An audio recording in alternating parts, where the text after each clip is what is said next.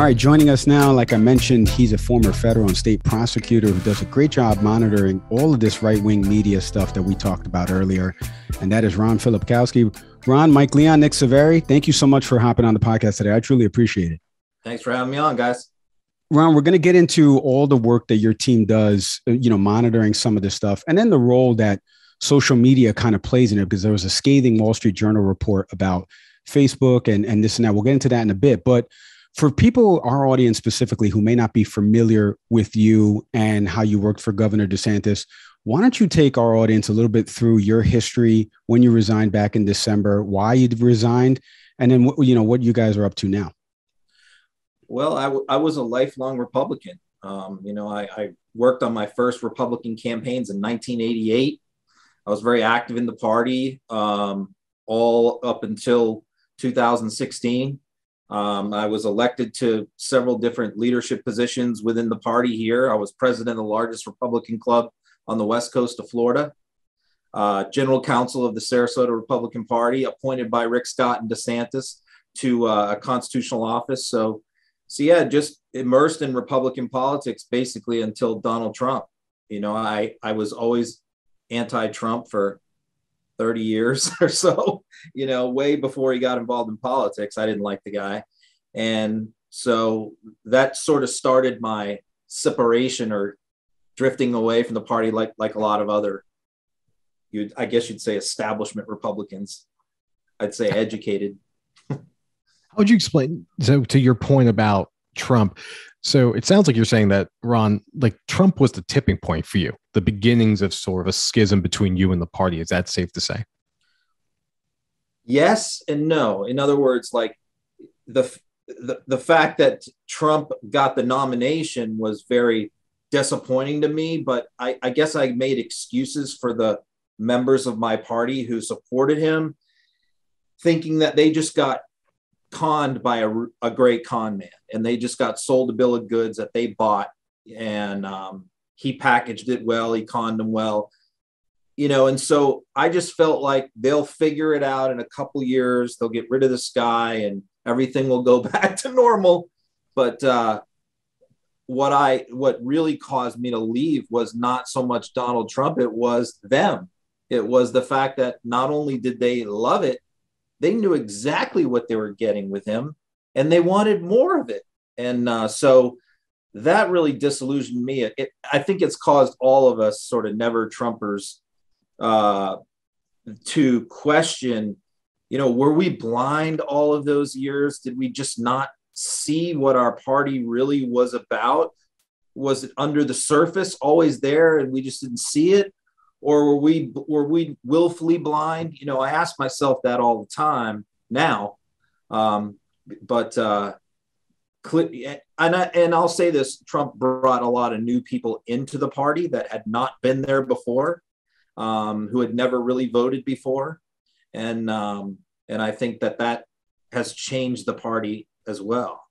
If you had to summarize, Ron, the difference with what we would consider sort of the Trump GOP and the GOP that you felt connected to, prior to his candidacy, and even, what recently led you to make the decisions that you've done of moving on from the party, where would you see the key differences being?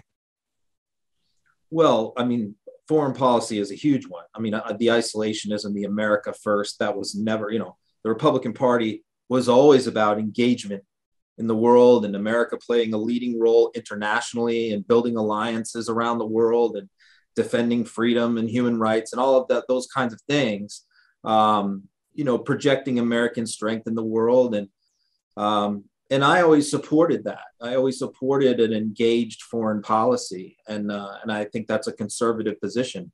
Donald Trump has never been, his whole life. I mean, there's very few things that have been consistent core beliefs of Donald Trump. If you look back 30, 40 years, backing the police, in every controversial issue is certainly one, but isolationism has been another one. He's always been that way.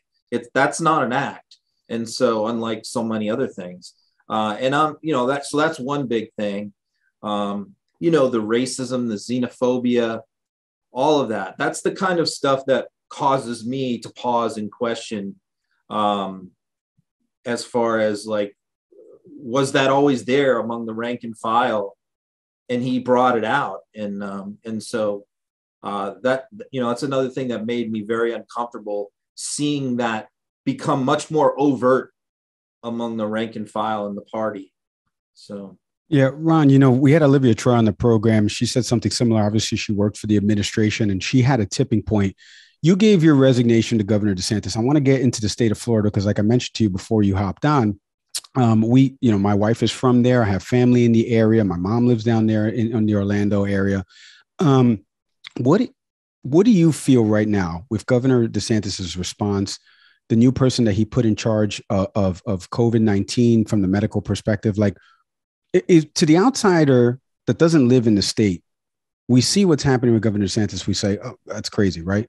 But you've lived it. You resigned over it from the response. Take us through why you resigned and then present day, what the governor is doing right or maybe wrong in your eyes. Yeah, well, like everybody else, in March was lockdown, and we were all home and we're all watching the news every day. And I'm watching him and I'm watching Cuomo and I'm watching Trump. And, because those are kind of the three in Florida that we would see every day. And just the contrast between, I know after the fact, we've learned about a lot of mistakes that Cuomo made, but it certainly seemed at the time he was, pretty on the ball and on top of things, comparing that to DeSantis. But DeSantis, we were the first state to just have our governor go, okay, we're not doing this anymore. We went from total lockdown in March to throwing everything wide open in May, when, everywhere else around the country, they were kind of easing back into things. In Florida, he just declared victory, wanted his apology and said it was all no big deal. And that just made me, for the most part, I was just focused on Trump's response, because DeSantis during March was fine. But then all of a sudden, DeSantis, almost like he tried to one up Trump on recklessness with respect to COVID. So, and then you had the Rebecca Jones thing where she had resigned in protest over the data. And again, I never took a position on that. I didn't know who to believe on that. Unless you're in the middle of that, you don't really know who to believe. So it wasn't so much that I believed that she was a whistleblower per se, but I did believe she was somebody who was trying to get facts out and report facts.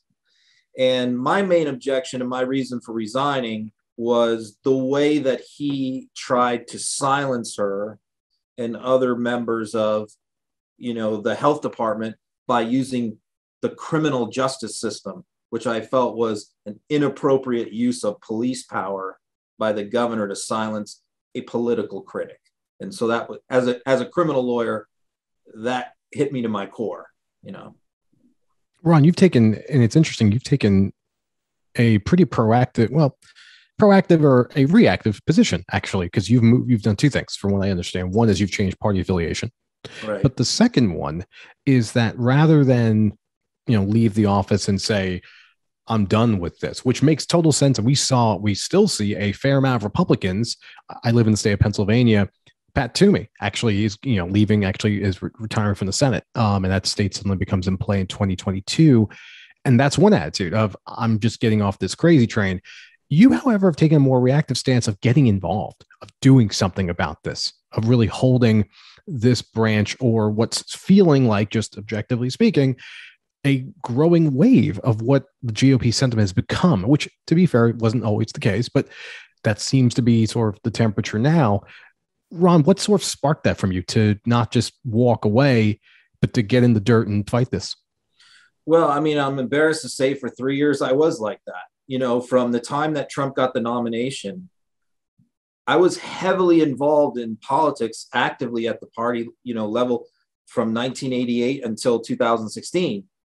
And when he got the nomination, I just dropped out. I tuned out. I stopped watching the news. I just started watching sports and reading history books. And, really for 3 years, I checked out of everything. And because I was so disgusted and disheartened, and I just thought, well, 4 years will be over. And then when COVID hit, it just, like I said, just kind of forced me to pay attention again and plug back in to what was happening. And it kind of forced me to watch the news and watch Trump every day, give those 2-hour supposedly COVID briefings that were not really much about COVID. And just watching him for the first time for such an extended period of time in 4 years, I was just shocked. It was way worse than I ever thought he was before, even worse. And so it just kind of blew me away. And so that's really what made up my mind. And then I saw a Lincoln Project commercial, to be honest with you. I saw those guys who I knew and respected, a lot of them had known for decades. And that really had an impact on me, because for the first time I saw, wow, there are actually people just like me, lifelong Republicans, who feel the same way about Trump. I didn't know that. And then I began to wonder, well, how many of them are there? And so I contacted those guys and Republican Voters Against Trump, which is Bill Kristol's group, and started doing stuff for them, videos, ads, billboards. And I just kind of gradually went into it. And then finally, ultimately, I got on Twitter in August. Yeah. And I mentioned that, we like accountability.gop as well. Sarah Longwell and those folks are doing a great job too. But why don't you take us?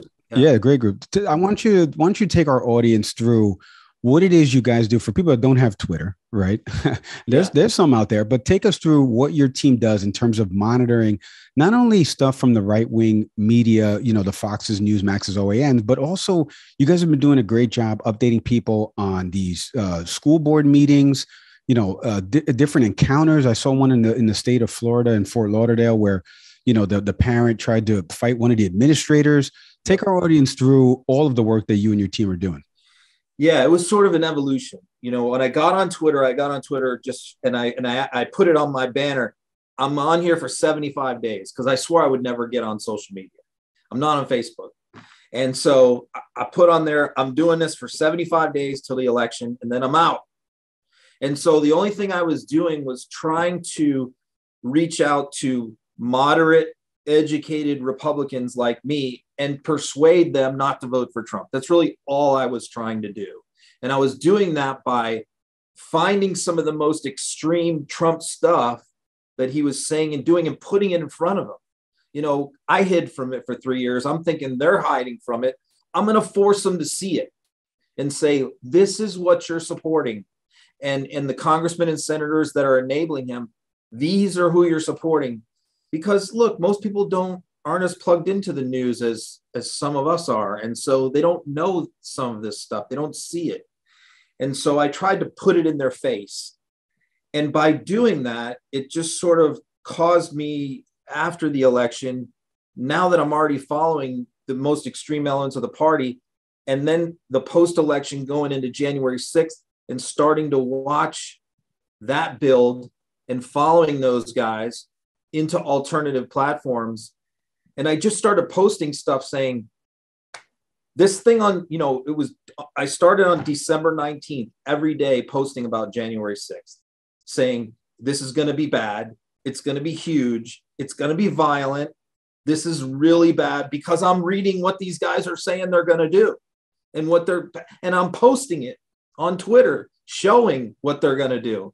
And everybody just kind of paid no attention. They were just, you're overhyping this. It's overblown. The other rallies weren't that big. You're just scaremongering, fear-mongering. And then it was during that time that the two people that I work with reached out to me and contacted me and said, hey, we'd really like to help. And they're much better at research. And so I said, hey, that's great.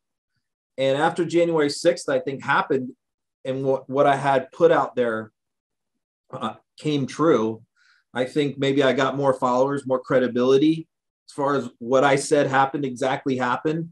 And so that's when we just decided, the three of us, that, okay, this is what we're going to do now. We're going to deep dive into these people, and we're going to follow not just the influencers and the organizers, but we're going to follow these fringe candidates and groups and all of that. And so it just kind of led into a lot of different areas of religious extremism, racial groups, school board meetings. The web is, and it's an interconnected web of evilness, that we're immersed in every day. Yeah. Ron, you mentioned January 6th. Sorry, Mike. No, go. If as you talked about, like since December 19th, like dialed in and kind of being a prophet on this one, seeing that this is where this may lead to.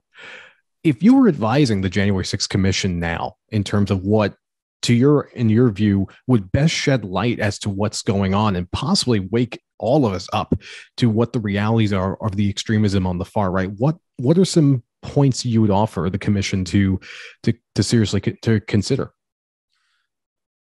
Well, there's two different things there, because the commission is more honestly backward looking in its mission as far as what has already happened, not so much forward looking. I don't think they got enough on their plate dealing with what happened. And I'm more forward looking, because what I saw after January 6th was the people who are involved in organizing that. Your Bannons, your Russell, your Charlie Kirks, your Ali Alexanders, you can rattle them all off. Roger Stone. I watched those guys regroup in February and March and spin their wheels a little bit. What are we going to do now? And they've all coalesced around one game plan, really, which is we're going to shift our focus from DC and what's going on in Washington to local government agencies. And all of their time, focus, money, attention, rallies, conferences, everything right now that they've been doing since March is geared towards targeting local governments, school boards, city commissions, county commissions, and most importantly, supervisors of elections and secretaries of state. That's the big plum that they're really targeting in 2022 that they don't talk about publicly, because what they want to do is, these are low-level positions. They're low profile. They're often nonpartisan races that nobody pays attention to. These are the gatekeepers of election integrity.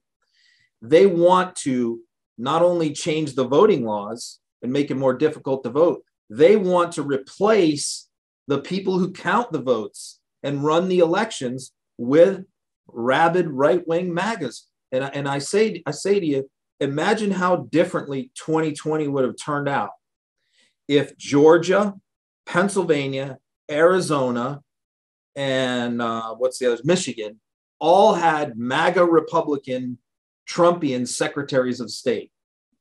And we needed all four of them to certify that election. What would have happened? It would have been utter chaos. Thankfully, we didn't. And their plan is to replace each one of those four people. And Trump's already endorsed four people to run against them. Ron, I wanted to ask you, because before you hopped on the program, we were talking about the Wall Street Journal report about Facebook and the misinformation, disinformation, how Facebook has made people feel. Some of the deep dives that Wall Street Journal team did on the company. How tough is it for you, this dichotomy of you're using your social media platform, but you're reporting on people that are spreading blatantly misinformation, Great disinformation. Yeah. Yeah. And I thought about this today because as we were prepping for the show, I said, I got to ask Ron this, because you've accumulated over 200,000 followers. You've done a great job at times saying, I'm not going to post about this, but it's a very small crowd. For example, like the recent rally that they had to free the political protester nonsense. But so you've done a great job in that regard. But how tough is balancing that line of saying, I don't really want to give this any more attention than it merits? There are people who say that they're doing what we do, who don't do that. And all they're doing is gaslighting. I see, for everything I post, I see 999 worse things that I didn't post. So this is what I've tried to explain to my followers, that a lot of thought goes into that. What you said. It's very important to me to discredit them, to raise awareness of them, to make people aware of who they are and what they are, to try and get them on national news, to embarrass them when they do something stupid or dumb. without conveying the message that they're trying to convey. So when I watch an interview of a Michael Flynn, and I watch a 45-minute interview and I post 45 seconds, I've filtered out the 44 minutes of stuff that he's pushing to grab the 45 seconds of stuff that's going to humiliate him. And so when people say they just knee jerk, don't post anything from Michael Flynn, don't post anything from Donald Trump. Well, I've just curated out, I've just sifted through hours of Donald Trump to find 1 minute of stuff that's going to help us. So don't come back at me with, don't post anything from Trump. You know, a lot of time and thought went into what we post, and it's all done for effect, and it's all done for a specific reason. I'm not looking for clicks. I don't get any money. I have no money, make no money from it. I want no money. I'm not interviewing for a job. I'm not a grifter, okay? And so we're not looking for clicks. We don't put tweets out and go, you know, smash the like button if you like puppies and ice cream. You know, I've never asked anybody to retweet anything. I'm shaking my head because that's not why we're doing smash this. The like button. Ron, that's funny. To smash the Raise your hand if you love Joe Biden. I mean, those things just, they drive me crazy. Because those are monetized people. Those are people who are getting paid for clicks. And I just wish people would not do it. So we're not all about that, is what I'm trying to say. I love it. Let's take pause for a minute and recognize the fact that, Ron, you mentioned a moment ago, just going through hours of content from these people, and just bringing the most important keys, like curating. I think that's an important concept that I think we don't talk nearly about, like that work you're doing. Better you than me, brother. You were doing the other 99% right there. You don't want to see it. No, I do not. But thank you for calling attention to the fact it's not about clicks. Mike and I were texting earlier today about the click economy. Like just the fact that is a key metric. The fact that that's not important to you, that means a lot to someone like me, who's very just suspicious of social media and some of the things that come with it for that specific purpose. Ron, I want to just direct you to, I know currently you've changed party affiliation, but just at your core, again, party outside for a moment, you've considered yourself a conservative in the past. I'm not sure completely how that's changed for you, but like you, from a political ideology standpoint, what makes you when you talk about your stance and your philosophy? I think all of us, you mentioned a few people, so did I, like, Charlie Sykes, Tim Miller, who else did you mention? We've had Kim Whaley on, Amanda Carpenter. All of us are all questioning what we believe anymore. So it's a good question. I mean, there are certain core things I'm sure that we hang on to. I think what I have noticed is there are certain common traits between the never Trumpers who have left the party. In general, we are foreign policy conservatives. We are moderates when it comes to economic issues, and we are liberal when it comes to social issues. And that's kind of, and we're educated. Most of us are college graduates or graduate degrees. And those are the people that are leaving the party. It's a brain drain, really. And the Republican Party is going to the lowest common denominator to be in charge. I think all of us are getting on Twitter has been a huge educational experience for me, because my followers are mostly liberal, and mostly Democrat, although not all. But I've had to adjust my thinking, my language, and I've had a lot of help. I was getting corrected constantly just over terminology I might use or a word I might use. And Republicans, we don't get that they don't care what you say. So, I wasn't used to having to be more careful with thinking through things and thinking through other people's perspectives, So I think all of us who have left the party and either become Democrats or independents are growing right now. We're evolving in our in our approach to the world and our thinking about a lot of issues. Ron, it's why we started this show. I was in Florida during the pandemic, like I mentioned to you, and I was having a lot of intelligent conversations with unintelligent people. And I don't mean it to demean people necessarily. It's just they lacked either news judgment or, you and I, we can be conservatives, we can be Democrats. That's not the issue. The issue is the sky is blue, the sun is yellow. If you say the sky is white and the sun is green, we shouldn't have a conversation anymore. And the fact that you're bringing attention to these people that are saying sky's white, sun is green, I appreciate the work that you and your team are doing. Check out Ron Filipkowski on Twitter. Follow him. He's a great follow. I'm telling you, I wake up every morning. I look for your tweets, sir, because as somebody who was a former producer of some of this, now, again, I was on the weekend shifts for Fox News, so that's where they bury the news.